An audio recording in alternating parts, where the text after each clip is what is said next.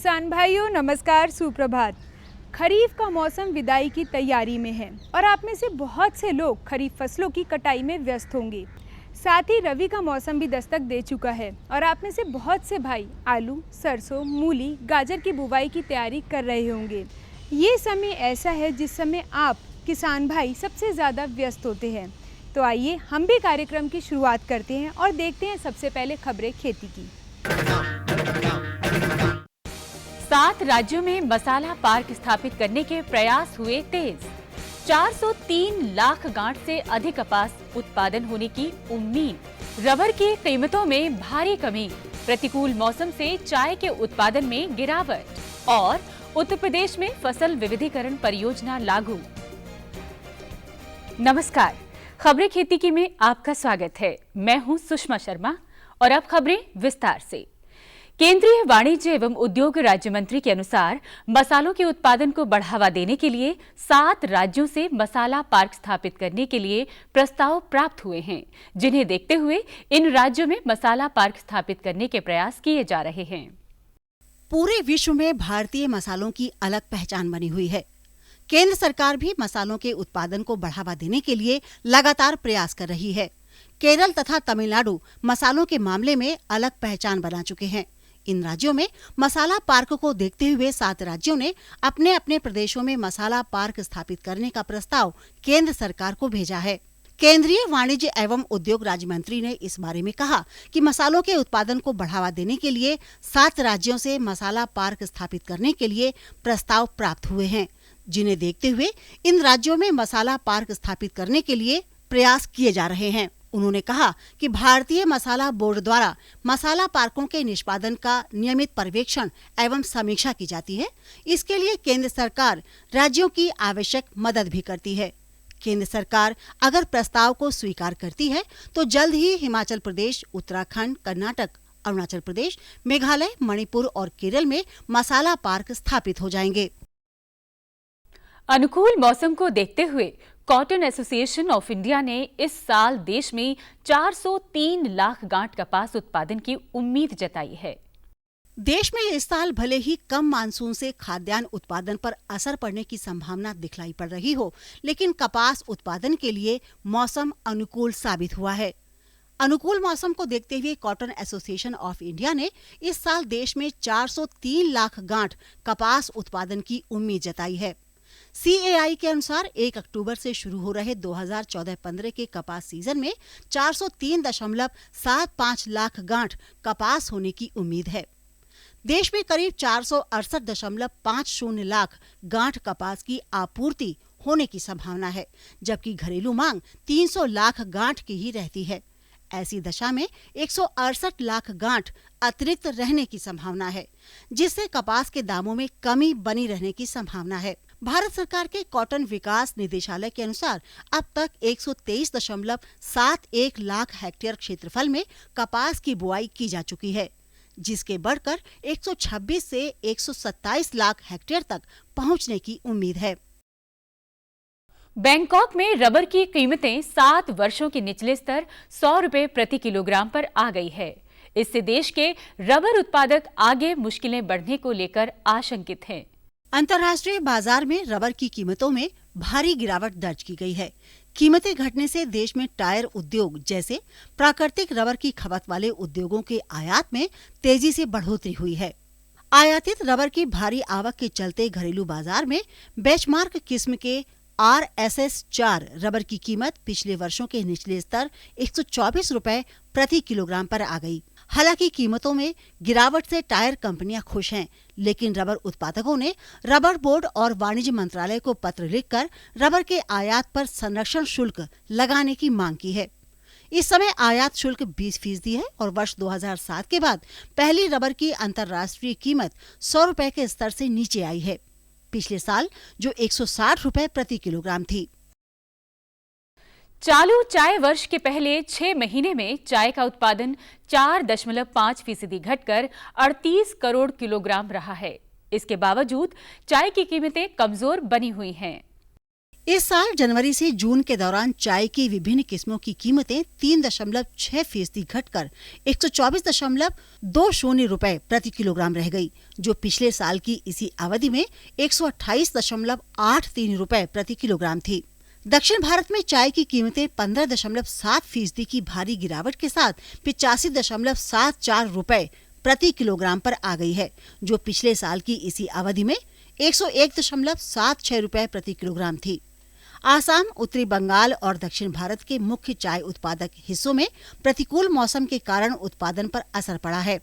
जनवरी से जून 2014 के दौरान उत्पादन 1.78 किलोग्राम घटकर 38.1 करोड़ किलोग्राम रहा, जो पिछले साल की इसी अवधि तुलना में 4.5% कम है। किसानों की आमदनी में इजाफा करने के लिए आवश्यक है कि वो पारंपरिक फसलों के साथ अन्य फसलें भी लें और आधुनिक तकनीकों को भी अपनाएं। इसी के मद्देनजर उत्तर प्रदेश सरकार ने फसल विविधीकरण परियोजना शुरू की है। उत्तर प्रदेश के विभिन्न जनपदों में राज्य सरकार द्वारा क्रॉप डाइवर्सिफिकेशन यानी कि फसल विविधीकरण परियोजना आरंभ कर दी गई है। राज्य में तेजी से गिरते भूजल स्तर के निपटने के लिए इस योजना को लागू किया गया है। परियोजना के अंतर्गत उत्तर प्रदेश में धान की खेती के स्थान पर दलहनी, तिलहनी, सब्जी और पॉपुलर की खेती के लिए किसानों को बीज व उपकरण पर अनुदान दिया जाएगा। कृषि विविधीकरण परियोजना के तहत क्लस्टर बनाकर खेती की जाएगी, जिससे कम पानी में सिंचाई हो सके। 10-10 हेक्टेयर के क्लस्टर बनेंगे और इस योजना के लाभ के लिए किसानों को ब्लॉक से फार्म दिया जाएगा। सभी औपचारिकताएं पूरी होने के बाद किसानों को मास्टर ट्रेनर से प्रशिक्षण प्राप्त होगा। मौसम में काफी बदलाव आ रहा है, ऐसे में फसलों की समुचित देखभाल करना जरूरी है। तो आइए लेते हैं मौसम की जानकारी। अगले 24 घंटों में उप हिमालयी पश्चिम बंगाल, सिक्किम, असम तथा मेघालय में भारी बारिश होने की संभावना है। अगले 24 घंटों में बिहार, अरुणाचल प्रदेश, नागालैंड, मणिपुर, मिजोरम तथा त्रिपुरा में बारिश होने की संभावना है। मौसम के मिजाज को देखते हुए किसान भाइयों को सलाह दी जाती है कि वे देर से बोए गन्ने में निराई गुड़ाई एवं मिट्टी चढ़ाने का कार्य करें और फसल की निगरानी करते रहें। यदि पत्तियों के ऊपरी हिस्से पीले होने लगे तो रोकथाम के लिए कर टॉप 4% दाने 10 किलोग्राम प्रति एकड़ की दर से पुरकाव करें, जिससे कीटों से समय पर बचाव हो सके। खेती की खबरों में आज इतना ही। कृषि दर्शन कार्यक्रम में और अधिक रोचक और ज्ञानवर्धक जानकारियों के लिए देखते रहिए कृषि दर्शन।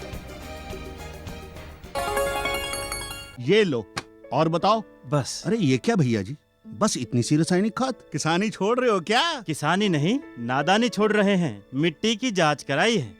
अब तो लालाजी जितनी जरूरत है उतने ही उर्वरक खेत में डालेंगे। हाँ, किसान भाई आज ही अपने जिले की नजदीकी भूमि परीक्षण प्रयोगशाला में मिट्टी की जांच जरूर करवाएं और मिट्टी में पोषक तत्व, नमी व पौधे के विकास को देखते हुए केवल जरूरत के अनुसार ही पोषक तत्व डालें। और हाँ, मिट्टी में गंधक, जस्ता, बोरोन जैसे सूक्ष्म पोषक तत्वों का पता लगाना भी न भूलें।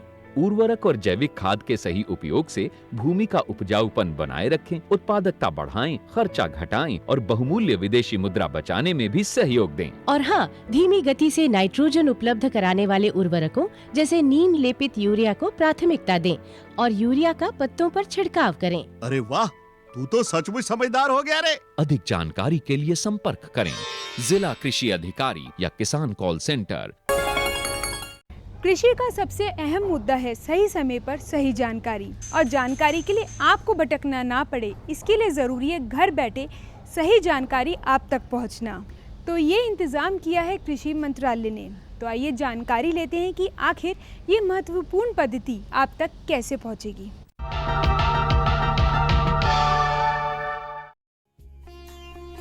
कृषि तथा उससे जुड़ी सूचनाओं को किसानों तक आनन फानन में पहुंचाने के लिए आज इंटरनेट एक प्रभावी माध्यम बन पड़ा है। कृषि मंत्रालय ने किसानों तक पहुंचने के लिए एक महत्वपूर्ण कदम उठाया है, जो न केवल दिन में बल्कि रात में भी किसी भी समय किसानों से संपर्क बनाए हुए है। किसान पोर्टल यानी किसानों की अपनी आवाज किसानों से जुड़ी हर जिज्ञासा को एक क्लिक भर से जोड़ देता है। जरूरत है तो आपकी अपनी सजगता की, सूचना महामार्ग पर कृषि से जुड़ी ये सफलता निश्चित ही ग्रामीण उत्थान की गाथा लिखती है। जहां एक ओर किसान तत्काल सूचना प्राप्त करता है, तो वहीं उसे कृषि पद्धति अपनाने में भी सहजता नजर आती है। जी, मैं सबसे पहले बात ये जानना चाहूँ कि ये जो आपका क्षेत्र है, निश्चित तौर पर किसान आज जो सूचना महामार्ग है, पहले कहा जाता है कि जानकारी जान हमारी, आज तक तो जानकारी जान से भी ज़्यादा प्यारी है। तो मैं ये जानना चाहूँगा कि जो रबी अभियान है, इसमें ये जो डिजिटल का प्रयोग है वो किस तरीके से होगा? हमारे पास कृषि से संबंधित पूरे देश में लगभग 800 वेबसाइट है। कृषि विभाग अकेला जो है वो 880 वेबसाइट इसके पास है और 8 ऐसे डिपार्टमेंट हैं, एग्रीकल्चर है, एनिमल हस्बेंड्री है, एग्रीकल्चर रिसर्च है, IMD है, कुल मिला के 8 ऐसे डिपार्टमेंट हैं। तो इस प्रकार के 3 8 के बीच में हम ऐसा फंसे हुए हैं कि किसान क्या, अधिकतर अधिकारियों को नहीं पता लगता किस सूचना को कौन सी वेबसाइट से लेना है। तो सबको हमने एकीकृत किया है एक जगह, उसका नाम है फार्मर पोर्टल, farmer.gov.in जी। उसके अंदर जो है हम पहले राष्ट्र का मैप आता है, आप राष्ट्र पे क्लिक करेंगे तो उसके बाद आप अपने स्टेट को क्लिक करिए, स्टेट क्लिक करेंगे आपको ज़िलों के मैप आ जाएंगे, ज़िले का मैप क्लिक करिए तो आपके ब्लॉक के मैप आ जाएंगे। अर्थात किसान को अपनी लोकेशन पता लग गई। उस लोकेशन के पता करने के बाद उसको उस क्षेत्र में क्या महत्वपूर्ण फसलें हैं, उन फसलों के बारे में पता लग गया। वहाँ पर लिख के आ जाते हैं, उसे आइकन बन के आ जाते हैं। जो उसकी रुचि की फसल है, मान ली धान है या कपास है, उसने वहाँ क्लिक किया। उसके बाद उस फसल से संबंधित, उस इलाके से संबंधित, उस फसल से और उस इलाके से संबंधित कौन से अच्छे बीज हैं, मार्केट प्राइस क्या चल रहा है, मौसम के अनुसार जो है खेती बाड़ी के लिए क्या सलाह जो है सरकार दे रही है, क्या भंडारण की स्थिति है, कहाँ पर नीरस, कहाँ भंडारण है, कहाँ पर कौन से डीलर हैं, कौन से इसके अंदर जो है कीड़े लगते हैं, उनका क्या इलाज है, सब कुछ उसको स्थानीय तौर की जानकारी देने का प्रयास एक farmer.gov.in पे किया गया है। जिस तरीके से हमारा किसान के लिए आपने पोर्टल जारी किया है, लेकिन जो किसान है आमतौर पर इंग्लिश या हिंदी में है, क्या जो क्षेत्रीय किसान है वो कैसे लाभान्वित होगा? जैसा मैंने कहा कि ये पोर्टल अभी लॉन्च नहीं किया है, ये बीटा वर्जन है। विधिवत रूप से लॉन्च करने से पहले इसको सभी क्षेत्रीय भाषाओं में भी अनुवादित किया जा रहा है, क्योंकि सिर्फ अनुवाद तक सीमित नहीं है। जो उसमें सूचना है, चाहे वह किसी तरह के डीलर की इन्फॉर्मेशन है, पैकेज और प्रैक्टिसेस है, ये सब कुछ उन्हीं भाषाओं में होना चाहिए। उसके लिए राज्यों से हम सूचना प्राप्त कर रहे हैं, जैसे ही होगा उसको रीजनल लैंग्वेजेस में चला देंगे। लेकिन तब तक हमने एक और प्रयास किया है जो बड़े आसान, जो हमारा एक बहुत विश्व का अभी तक सबसे बड़ा SMS पोर्टल बना है। और आपको हैरानी होगी, लॉन्च होने के 10 महीने के अंदर 180 करोड़ मैसेज किसानों को जा चुके हैं। इतना बड़ा प्रयास आज तक नहीं हुआ है। लगभग 6000 हमारे अधिकारी और वैज्ञानिक इसमें रजिस्टर्ड हैं जो किसानों को सलाह भेज रहे हैं, उनकी भाषा में, उनके इलाके के अनुरूप और उनकी फसल के लिए। सपोज़ कोई किसान है, उसके पास 4 फसलें बो रहा है, तो जो 4 फसलें बो रहा है उसी के बारे में सलाह जाएगी, उसके इलाके के लिए और उसकी भाषा में। तो ये SMS पोर्टल के हिसाब से 180 करोड़ SMS जा चुके हैं, जिसका अर्थ है लगभग 1 लाख से 1,10,000 से ऊपर एडवाइजरीज जा चुकी हैं। ये सब किसानों को उनकी भाषा में जा रहा है। अब हमने क्या किया है कि ये SMS पोर्टल तो सिर्फ SMS तक सीमित था। अब SMS में क्या है कि आप ब्रॉडकास्ट कर रहे हैं चीज़ों को, कि एक वैज्ञानिक है। अच्छा, इसमें ख़ास बात यह है कि जो SMS पोर्टल अकेले ये भारत सरकार का नहीं है। ये SMS पोर्टल सभी राज्य सरकारें इस्तेमाल कर रही हैं, सभी कृषि विश्वविद्यालय इस्तेमाल कर रहे हैं, सभी कृषि विज्ञान केंद्र इस्तेमाल कर रहे हैं, सभी ICR इंस्टीट्यूट्स कर रहे हैं, भारतीय मौसम विभाग कर रहा है, जो उनके एग्रोमेट फोरकास्ट यूनिट्स हैं, वो लोग भी एग्रोमेट फील्ड यूनिट्स हैं, वो लोग भी इस्तेमाल कर रहे हैं। तो यानी कि कृषि संबंधित जो भी है, जहाँ पर भी है पूरे देश में, ब्लॉक स्तर तक अधिकारी या कर्मचारी वो इसको इस्तेमाल कर रहे हैं। और एक बहुत विशाल, इतना विशाल हो गया कि अब लोगों को डर लग रहा है इतने पैसे कहाँ से आएंगे। लेकिन अब उसका पूरा विभाग पूरी तरह तत्पर है कि ये किसानों की जो जानकारी की भूख है, ऐसा हम क्यों कहते हैं जानकारी की भूख है, क्योंकि जब भी कोई अच्छी एडवाइजरी जाती है SMS पे, तो जो किसान जागरूक हैं, जिनको और दिमाग में संदेह उत्पन्न होते हैं, वो फटाफट किसान कॉल सेंटर को फ़ोन करते हैं। तो ये SMS पोर्टल जो इतना विशाल रूप ले चुका है, उसको अब हमने क्या किया, अकेले ब्रॉडकास्ट के बजाय अब किसान SMS भेज करके जानकारी प्राप्त कर सके।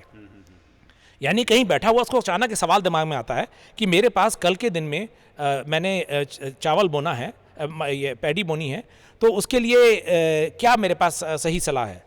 तो वो सिर्फ एक SMS करेगा और उसको SMS पर ही सूचना वापस आ जाए।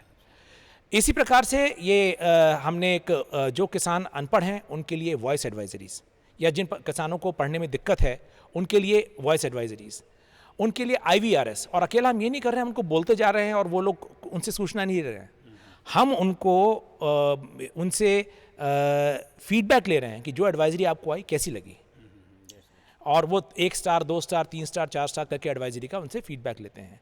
और सबसे जो चमत्कारिक चीज़ है जिसका बहुत कम इस्तेमाल हुआ है वो है USSD। जब हम इंटरनेट पे जाते हैं तो हम कोई भी डेटा निकालने के लिए हम पहले एक डब्बा सिलेक्ट करेंगे, दूसरा डब्बा सिलेक्ट करेंगे, तीसरा डब्बा सिलेक्ट करेंगे, उसके बाद फाइनली इन्फॉर्मेशन हम निकालते हैं किसी भी डेटाबेस से।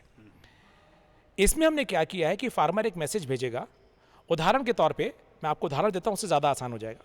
*491*105*2#, ये नंबर वो डायल करेगा। ये नंबर हमने किसानों को SMS से बताया है। जब वो नंबर डायल करेगा तो उसको वापस इन्फॉर्मेशन आएगी, आप हिंदी में चाहते हैं कि अंग्रेज़ी में चाहते हैं। उसने कहा अंग्रेज़ी में। अब ये जो नंबर है ये पता लगाने के लिए है कि किसान चाहता है कि मुझे पर्टिकुलर प्रकार का मशीन या उपकरण चाहिए, वो मेरे पास में कौन से जो है डीलर बेचते हैं, वो क्या दाम पे बेच रहे हैं। तो हमने उसको जब ये कहा, उसने कहा कि मुझे चाहिए उसकी 4 जो या 5 फसल वो बो रहा है वो हम SMS पोर्टल से हमारे पास है। तो मान लो वो बो रहा है मूंग की दाल, गेहूँ, चना, तो वो कहता है चना, 3 नंबर से क्या चना आ गया। चने के लिए कौन सा उपकरण चाहिए, आपको खरपतवार हटाने का चाहिए, कटाई का चाहिए, आपको पौध संरक्षण का चाहिए। तो जो उसने 1 या 2 या 3 क्या, सपोज उसने कहा 3 पौध संरक्षण, तो पौध संरक्षण के जो इक्विपमेंट हैं उनकी लिस्ट आ जाएगी। उसमें 1 2 3 4 5 किया तो उसको ये पता लग जाएगा कि उसके ब्लॉक में कौन से डीलर हैं जो पौध संरक्षण का वो इक्विपमेंट दे रहे हो, किस दाम पर दे रहे हैं, और फिर उनसे वो नेगोशिएट कर सकता है। तो वो आधिकारिक नियंत्रण से बच जाएगा, अपनी चॉइस खुद करेगा, और इसके लिए उसके सिर्फ 5 रुपये प्रति माह उसका लगेगा, जो शुरू में भारत सरकार देने के लिए तैयार है। mkisan.gov.in ऑलरेडी है, इसको आधिकारिक रूप से लॉन्च करना है, लेकिन mkisan.gov.in ऑलरेडी पब्लिक डोमेन में है। और जैसा मैंने बताया आपको, अगर आप इस पोर्टल पे जाएंगे तो सब कुछ मोबाइल संबंधित जो सेवाएं हैं, जैसे मैंने कहा कि SMS जैसे 180 करोड़ गए हैं, तो वो SMS आपको लगातार स्क्रॉल करते दिखाई देंगे। बड़ा अच्छा लगता है देख करके, पूरा देश इकट्ठा चला हुआ है, मराठी में मैसेज चला हुआ है, बंगाली में चला हुआ है, तमिल में चला हुआ है, और वो अलग अलग भागों से देश के वो मैसेज आ रहे हैं। वो उस पोर्टल को आप देखेंगे mkisan.gov.in, ये ऑलरेडी ऑन है। और इसमें ये USSD जो मैंने बताया, पुल SMS बताया, पुश SMS बताया, सब कुछ वहाँ पर जानकारी पूरे रूप से दी गई है। तो विश्वास है कि ये अभी जो देश में सबसे बड़ी क्रांति हुई, मोबाइल क्रांति हुई है। और अगर एक परिवार के पास 3-3, 4-4 या 5-5 मोबाइल तक हैं ग्रामीण एरिया में, तो स्वाभाविक, लेकिन इंटरनेट नहीं है, क्योंकि किसी डिजिटल डिवाइड के कारण इंटरनेट नहीं है। तो जो वर्तमान सरकार का मूल मंत्र है डिजिटल डिवाइड खत्म करना है, तो हमने कहा तुम्हारे पास इंटरनेट नहीं है तो कोई बात नहीं, SMS तो है, SMS के द्वारा ही आपको सारी जानकारी दे देंगे जो कुछ भी इंटरनेट पे अवेलेबल है। उस दिशा में mkisan.gov.in, यानी घर बैठे पलक झपकाते सूचना का सागर सामने होता है। जितना भी लें, जितना भी भरें, उतना कम है। आज तो वसूली करके ही जाऊंगा। घनश्याम, अरे ओ घनश्याम, वो तो स्कूल गए हैं। स्कूल गया है। अरे बहाना तो ढंग का बनाती। हाँ लाला, मैं स्कूल ही गया था, फार्म स्कूल, जहाँ किसानों को सिखाई जाती है खेतों में पैदावार बढ़ाने की हर बात, जैसे मिट्टी के हिसाब से सही खाद, बढ़िया बीज और जरूरत के मुताबिक कीटनाशक, ताकि कम लागत में अधिक मुनाफा। ये पकड़ लाला, तेरा हिसाब साफ। कृषि विश्वविद्यालय एवं कृषि शोध संस्थान नई नई कृषि तकनीकों एवं फसलों की विभिन्न उन्नत किस्में विकसित करते रहते हैं, लेकिन ये किस्में व तकनीकें किसानों तक पहुंचने में काफ़ी समय लेती हैं। कारण है इनका सही तरीके से व्यवसायीकरण नहीं होता। इन्हीं तथ्यों को ध्यान में रखते हुए भारतीय कृषि अनुसंधान संस्थान ने पिछले दिनों कृषि तकनीकों के व्यवसायीकरण पर एक कार्यशाला का आयोजन किया। इस कार्यशाला में विभिन्न तकनीकों के व्यवसायीकरण पर 55 कंपनियों ने करार किए। आइए देखते हैं इस कार्यशाला पर एक रिपोर्ट।